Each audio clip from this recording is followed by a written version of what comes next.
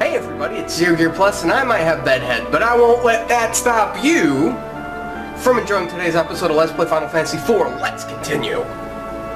So in the last episode, we did some early game stuff. We took on the Mist Dragon and killed Rydia's mom in the process, but she forgave us after we saved her from execution at the hand of Baron Guards, and today we're just going to explore Kaiko a little bit.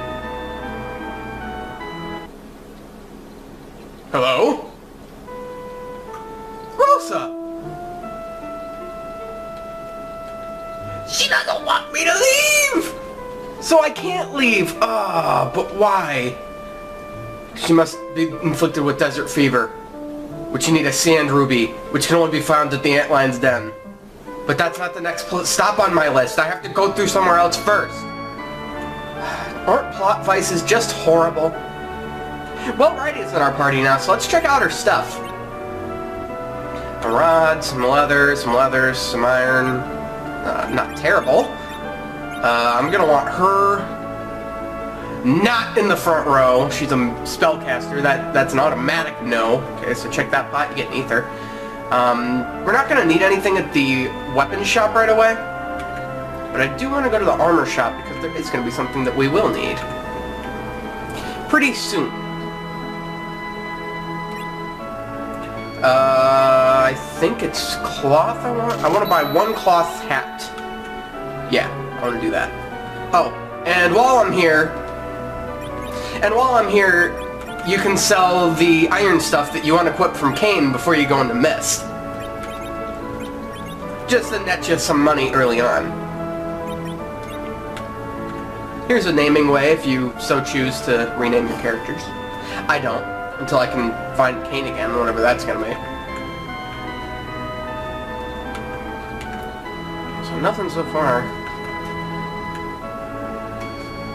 So yeah, don't worry too much about the weapon shop. We're not gonna really need it immediately.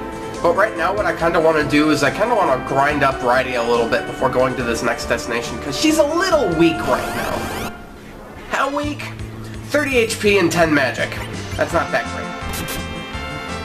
Cecil's okay though. He'll pretty much be able to braveheart his way through anything we come across. What's neat though about this game, which I didn't know until recently, and the Super Nintendo version of this is the same, you can use certain items as weapons, or certain weapons as items, pardon me. I didn't know this. So, you don't want to waste all of Rydia's magic right away. Really? Really? Really? That's right. That's not much better. Stupid cat. So yeah, if you don't feel like wasting all of...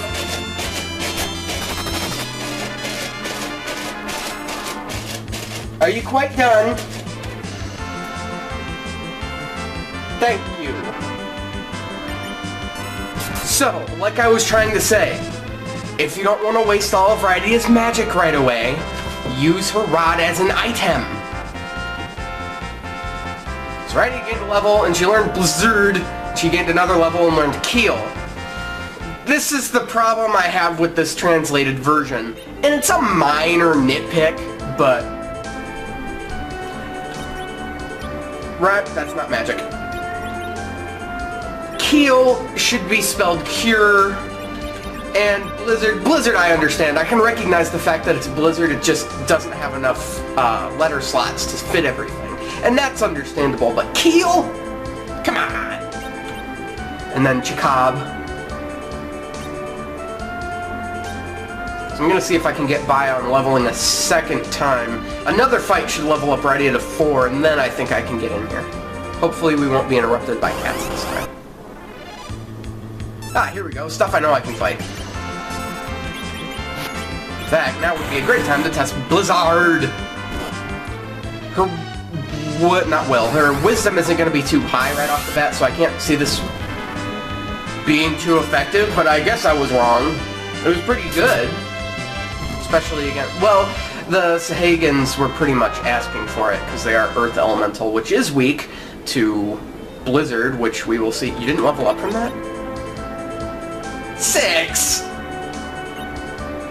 Can't win. Just can't win. One more fight. One more fight. Come on, fight the good fight. We can do this. Preferably not on sand. Okay, so here Rydia learned Sight in that last battle. She gained a level, and now I feel remotely competent in bringing her into this area with me. So, that's the thing. But where exactly are we going now? Well, this is the underground waterway. Or the ancient waterway, technically. And here we meet up with some new enemies. These are fang shells and sea pots.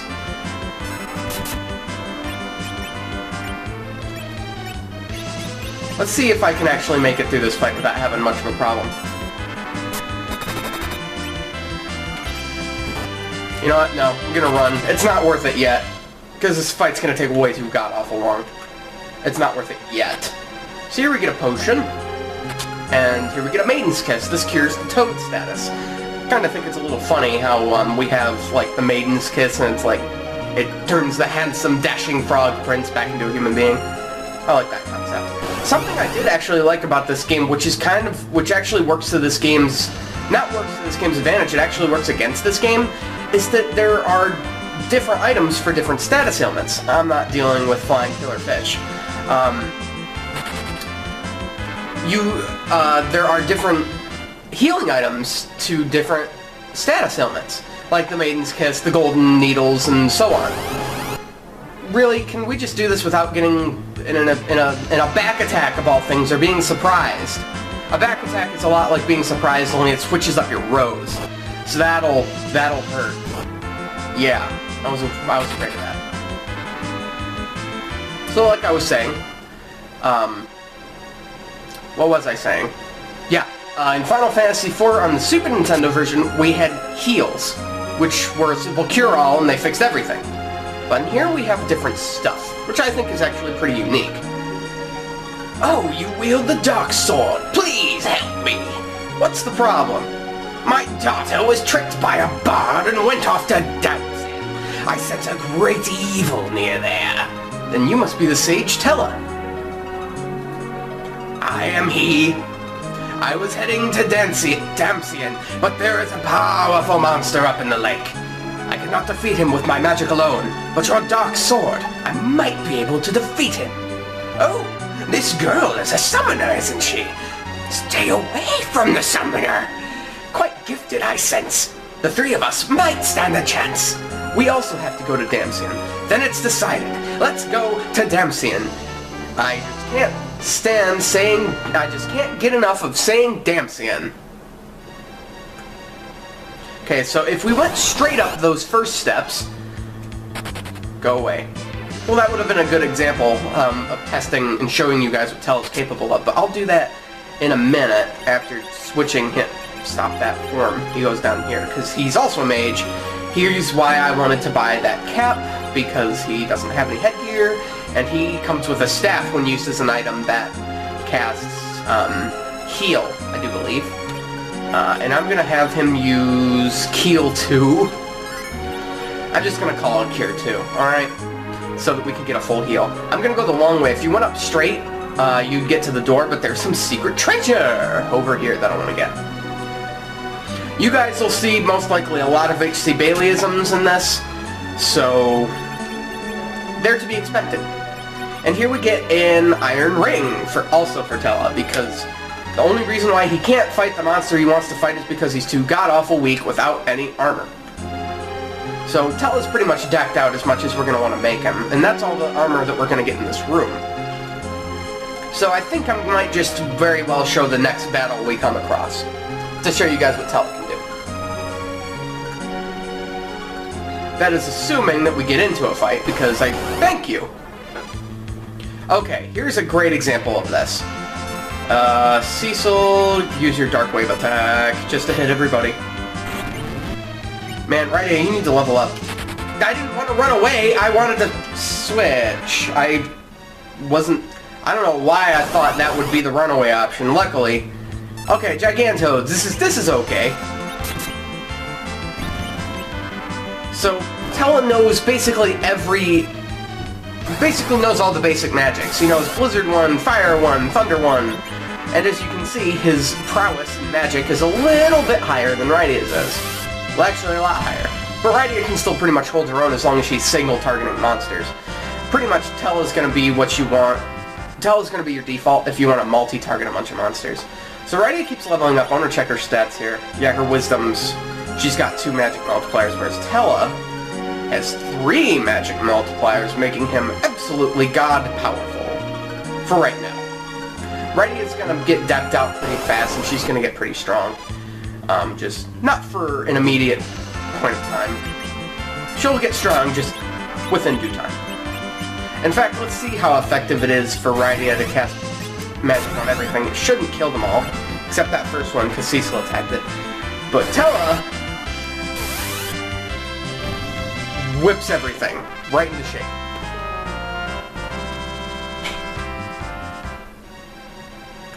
So if we go up here, we get another secret item, which was right out in plain sight.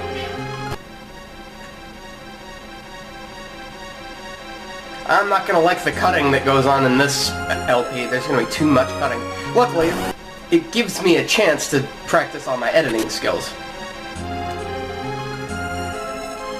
Plus, it's not that hard to do, honestly, because in Camtasia you have the timeline, and you can see when there is and isn't sound.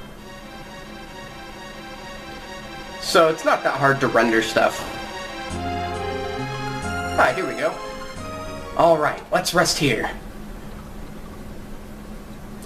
If we rest on top of this magic rune, a force field will surround us that monsters can't enter. We can rest here, in a tent or cottage, and save our game. Not that I know what that is. In preparation for our fight, the monster... for fighting the monster, let's rest and heal our wounds. Okay. And cottages he spoke of there. Tents actually don't heal all of your stats. They do right now, but that's only because they heal 1,000 HP and 100 MP. Cottages heal all of your stuff. Fast asleep already. Must have been an exhausting day for one so young. Is this girl? She's a summoner from Mist. I sense great potential within her. She could become quite a gifted sorceress. Such a peaceful face. So much like Anna when she was a child. Anna is my only daughter. She eloped to Damsian with a bard because I wouldn't consent to their marriage. Marriage! Why are you going there? A friend of mine in Kaipo is has an extremely high fever. So you're after the light of the desert. Without that, there's not much hope. You're in a hurry too. What is this monster in this cavern? He's a huge creature with 8 legs, and in order to save Anna and your friend, we've got to beat him first. I hope this horrible feeling I have about Damsian is just my imagination, but... But what? Are you fearing that this premonition might come to pass? Let's find out. Let's go. I'm actually going to want to save up here. Nah. Okay, so where are you? I think you're in this chest? Are you? The ice rod, alright. I'm going to want to give this to Rydia for now, because I don't think it boosts your stats. Let's find out. Because if anybody's in desperate need of a stat boost, it's her. So 11... I don't think it boosts your stats. 11. So, just give it to her. Ice Rod, as you might imagine, when used as an item, when you use the Ice Rod as an item, it casts Blizzard on the foes. But the problem with using items like that, using weapons like that as items, is that the problem with using... Okay, can I not get interrupted this time? So the problem with using weapons like the Ice Rod as items is that they don't have any magic multipliers, which means that they're not even going to be used remotely as effective as the spell that you could just easily cast for 5 magic. But it's free, so use at your own discretion.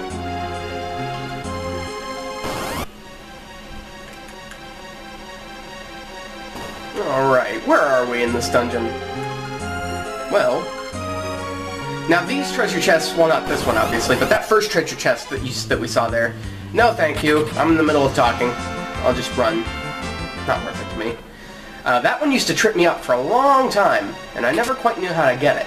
But, you go up here, you walk around, and around through a secret passage, and screw you guys, I'm Spider-Man.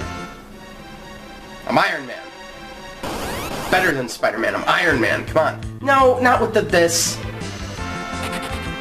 These guys, you need fire to kill them.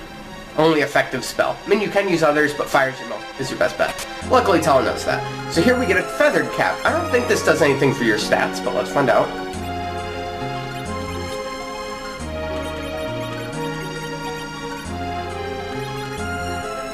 Nope, doesn't do anything. Just better defense. And for Rydia, I will most definitely take that.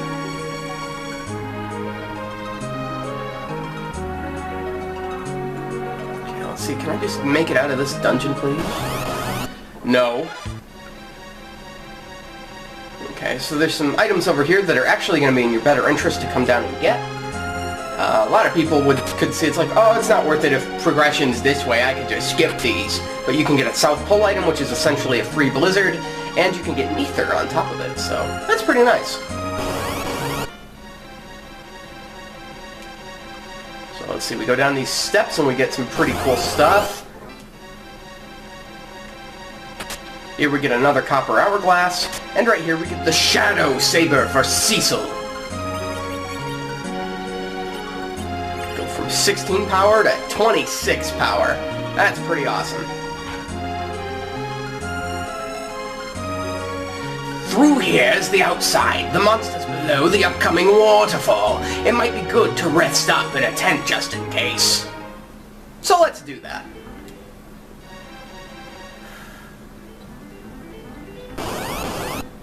Okay, so let's save up here with a tent, because it's been a while since we used one. And so I'm going to save up here, and we're going to go fight the monster in the waterfall. Next time on Let's Play Final Fantasy IV. So, if you like this video, be sure to click the annotations on this video so that you can watch the previous episode and the next episode if you're watching this in the future. Be sure to hit that like button and that big red subscribe button so that you can keep up to date on the episodes that I put out. So, this is Seeger Plus, and I will see you guys next time!